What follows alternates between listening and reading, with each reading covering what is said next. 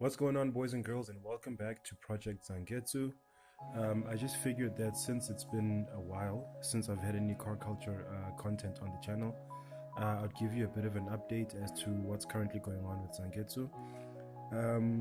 The thrust bearing repair that we're in the middle of has taken a lot longer than we thought it would, but trust me, there is a lot of progress happening. Zangetsu will be back on the streets soon. It's just taking us a lot longer than we expected. So this is just a short little video just to give you guys a bit of an idea of where we're at and to thank some of the people involved in helping me get this far so far. So on with the video.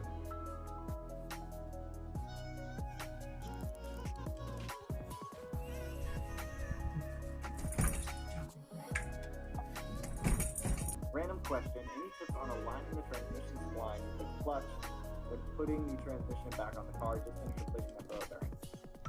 Very annoying to do. When I did it on the WRX, the issue that I was having is you have to get the engine and the transmission the same angle. They have to be like 100% of the same angle to be able to line back up. If they're not at the same angle, it's not going to line back up. The issue that I was having is I couldn't get it right. It took Melanie, because if you guys watch those videos, it took Melanie and I 4 hours to get the transmission bolted back up to the engine on the BRZ. But doing it on a WRX or an SPI, you have to keep the same thing in mind. Just keep in mind that you have a pitch stop mount on the transmission, keeps the transmission up at the correct angle to meet up with the engine. When you pull the engine off and it's only sitting on the engine mount, the engine leans forward a little bit, so you're going to have to jack the engine up and bring it back up to level. What's going on, boys and girls, and welcome back.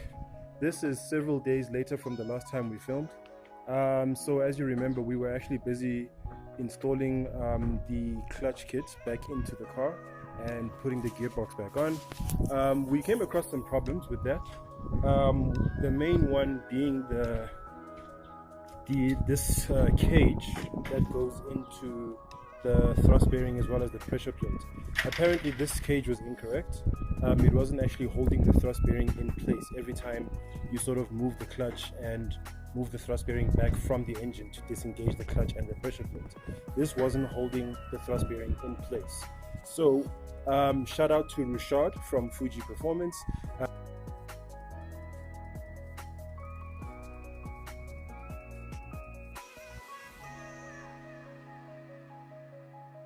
I guess you could technically say this is my first sponsored video. He was kind enough to supply me with a whole new pressure plate that came with a new cage. Unfortunately, I can't show you that right now because it's already in the car. We didn't film the process of actually taking it out of the pressure plate that Bouchard gave us and putting it into my pressure plate. But that has since worked and it seems to be holding the thrust bearing in place. So we're making a lot of progress right now. We're just busy basically assembling all of the smaller nitty-gritty. Ty has actually put in the prop shaft already, and we're now just connecting the gearbox linkages to the transmission itself. So we're making a lot of progress. See you guys soon.